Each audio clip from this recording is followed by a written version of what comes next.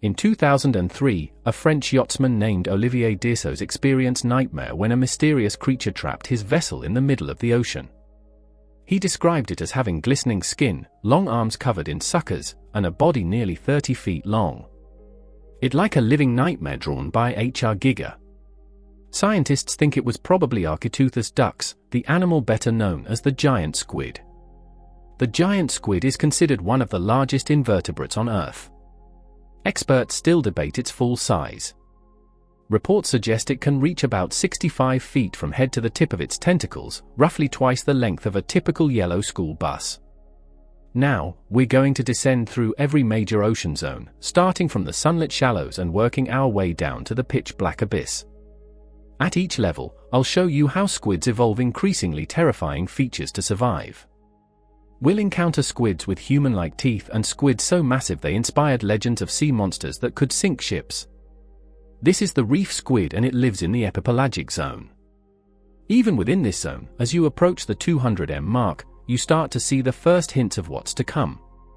Squids begin developing traits that seem a bit unusual. Some species start to produce their own light through bioluminescence. The firefly squid is a perfect example of this transition. These small squids live at the boundary between the sunlight zone and what comes next. They've covered their bodies in thousands of tiny light-producing organs called photophores. At night, they rise toward the surface to feed, creating spectacular light shows in the water. But during the day, they descend back down into darker waters. They're living in two worlds and their bodies reflect that duality. Then there are glass squids which take a completely different approach to this transitional zone. Instead of producing light, they've made themselves nearly invisible by turning transparent. Their entire bodies, except for a few internal organs, are see-through. It's an incredibly effective camouflage strategy when you're caught between light and dark. But while these adaptations are definitely strange, they're not what I'd call creepy yet. That's about to change as we descend deeper. Now we're entering the mesopelagic zone, also called the Twilight Zone, which extends from 200 m down to about 1000 m. This is where sunlight becomes so faint. The domain of the Humboldt Squid, also known as the Red Devil of the Sea. These creatures are the first squids we've encountered that are legitimately aggressive toward humans. They grow over 6 feet long and can weigh up to 100 pounds of pure muscle. Humboldt squids are hyper-aggressive pack hunters. They flash red and white patterns across their skin to communicate with each other mid a hunt, working together to surround and overwhelm prey. They're cannibalistic. When food is scarce, they don't hesitate to attack and eat weaker members of their own species. Their tentacles are lined with these barbed hooks that rotate inward, making it nearly impossible for prey to escape once grabbed. And they're fast. Humboldt squids can swim up to 25 miles per hour using jet propulsion. This is where the deep sea begins to creepify them, twisting their bodies and behaviors into something more aggressive, more dangerous, more alien. And we're only at 1000 m deep. We still have thousands of meters to go. Keep descending. We're now entering the bioluminescent zone, better known as the Midnight Zone, which extends from 1000 m down to 4000 m. At this depth, there is absolutely zero sunlight. This is where squids have been fully deformed by evolution. Let me introduce you to the Promachoteuthis, the squid with human teeth. When scientists first pulled up a specimen of this squid, they couldn't believe what they were seeing.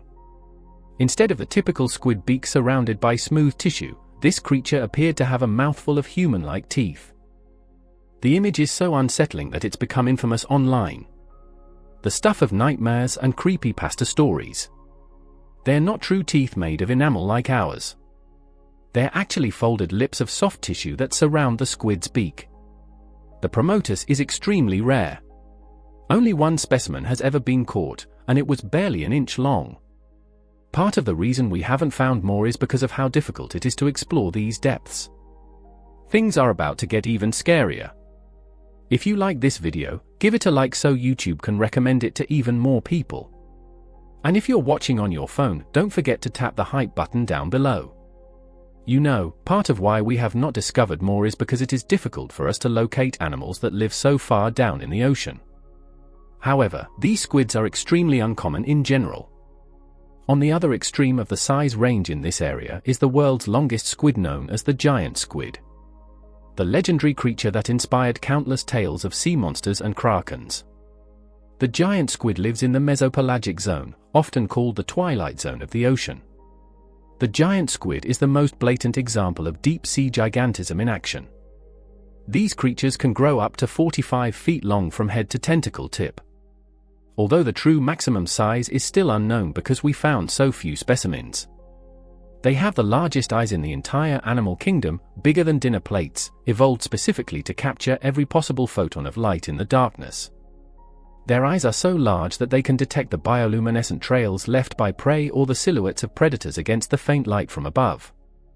They have a huge mantle packed with muscle for powerful jet propulsion. They have 8 arms and 2 longer tentacles, all lined with hundreds of suction cups.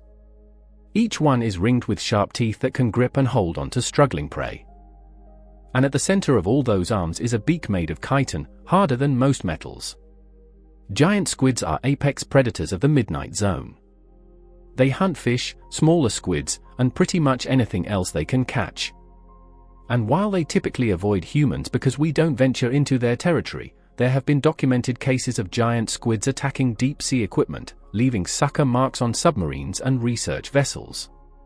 For centuries, sailors told stories of krakens, massive tentacled monsters that could wrap around ships and drag them to the bottom of the sea.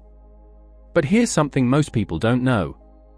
The giant squid isn't even the largest squid in the world. There's something bigger, something heavier. And to find it, we need to go even deeper. Meet the colossal squid, the true heavyweight champion of the deep sea. Despite their similar names and massive sizes, giant squids and colossal squids aren't even closely related. Their first shared level of classification is their order. Both being part of Ogupsa, the deep-sea squids that live in the open ocean. Yet somehow through completely separate evolutionary paths, both became absolute monsters. The colossal squid lives exclusively in the deepest, coldest parts of the Antarctic oceans, even deeper than giant squids. While giant squids typically inhabit the midnight zone, colossal squids venture into the abyssal zone thousands of meters deeper where the pressure is even more extreme. And this difference in habitat explains why they evolved so differently. Giant squids achieve their size through deep-sea gigantism. The phenomenon where animals in high-pressure low-light environments tend to grow larger. But colossal squids got an extra boost from something called polar gigantism, where animals in extremely cold water evolved to grow even bigger. They got hit with a double dose of gigantism effects, and the result is absolutely terrifying. Let's compare their bodies. Giant squids are long and sleek, built like torpedoes for speed and agility. Their tentacles extend far beyond their bodies, giving them incredible reach. An average giant squid weighs around 500 pounds, which is already massive for an invertebrate. But colossal squids are built completely differently. They're shorter in total length, but much, much heavier. The biggest colossal squids ever found weighed up to 130 pounds, making them by far the heaviest invertebrate on Earth, with 0 exceptions. The colossal squid is shaped like a tank. Where the giant squid is built for speed and pursuit, the colossal squid is built for ambush and overwhelming power. Its body is thick and robust, packed with muscle and fat to survive in the freezing Antarctic waters. And its weapons are even more terrifying than the giant squids. While giant squids have suction cups ringed with small teeth, colossal squids have rotating hooks, sharp 3-point hooks that can swivel 360 degrees designed to dig deep into prey and never let go. These two squids solved the same problem, surviving in the deep ocean in completely different ways. Giant squids evolved in temperate open oceans where prey could move fast. To survive there, they needed speed and reach. They became pursuit predators, using their long tentacles to snatch fast-moving fish and their jet propulsion to chase down anything that tried to escape. Speed and agility became their entire strategy. Colossal squids, on the other hand, evolved in the Antarctic, where everything moves slower due to the extreme cold. The water is so cold that metabolisms slow down. Reactions become sluggish and fast movement becomes nearly impossible. In this environment, being quick mattered less than being powerful. colossal squids became ambush predators, using their massive size and crushing strength to overpower prey before it could react. They don't need to chase. They just need to grab and hold on. Now, you might wonder what would happen if these two titans ever met. Would the giant squid speed overcome the colossal squid's power? Would the colossal squid's hooks defeat the giant squid's reach? The truth is they would never encounter each other in nature. Even though they're both deep-sea creatures, they live in completely different zones and completely different parts of the world. Giant squids inhabit the midnight zone in temperate oceans worldwide. Colossal squids live thousands of meters deeper in the abyssal zone exclusively around Antarctica. Their territories never overlap, but both of these creatures face the same predator: the sperm whale. These massive whales dive to incredible depths to hunt giant and colossal squids.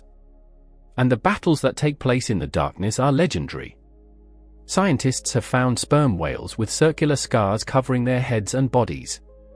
Scars that perfectly match the suction cups and hooks of giant and colossal squids. Some whales have been found with squid beaks lodged in their flesh, evidence of fights that went badly for the whale. And occasionally, whales surface with fresh wounds, still bleeding from recent encounters. Think about what that means. Sperm whales are among the largest predators on Earth, weighing up to 45 tons. And yet squids are capable of fighting back, of leaving permanent scars, of occasionally winning these battles. That tells you everything you need to know about how dangerous these creatures are. But we're not done descending yet. Below the midnight zone lies the abyssopelagic zone, better known simply as the abyss. This zone extends from 4,000 m down to 6,000 m below the surface. And the darkness is absolute and eternal. There are no plants here. Photosynthesis is impossible without light. All food comes from above in the form of marine snow, the constant gentle rain of dead organisms, fecal matter, and organic debris falling from the zones above. It takes weeks for this material to drift down from the surface. And by the time it arrives, most of the nutrition has already been consumed by creatures in the zones above. Life in the abyss survives on scraps and leftovers. And yet, squids live here, too. Let me introduce you to Asperoteuthis, one of the strangest squids ever discovered. This creature is insanely thin but insanely long, reaching up to 15 feet in length, but with a body diameter of just a few inches. It looks less like a squid and more like a collection of tentacles attached to a tiny body. And it's almost entirely gelatinous with barely any solid tissue at all. Its body is so soft and delicate that bringing specimens to the surface usually destroys them. The pressure change causes their bodies to essentially fall apart. Asperoteuthis doesn't actively hunt. It can't. It doesn't have the energy or the muscle mass for pursuit. Instead, it drifts through the water with its long, thin arms trailing behind it like fishing lines. Scientists believe it can sense vibrations in the water, detecting the movement of small prey animals. When something touches one of those trailing arms, the squid slowly, almost lazily pulls the arm in and consumes whatever it caught. We don't know much about this squid because of how deep it lives and how fragile it is. Every specimen we've recovered has been damaged or incomplete. We don't know how it reproduces, how long it lives, or even how common it is. It exists in a world so remote and so hostile that studying it is nearly impossible. And that's terrifying in its own way. Not because the creature itself is scary, but because it represents how little we truly know about the deep ocean. There are other squids in the abyss that we know even less about. The Dana octopus squid, for example, is short and wide, reaching weights of around 350 pounds.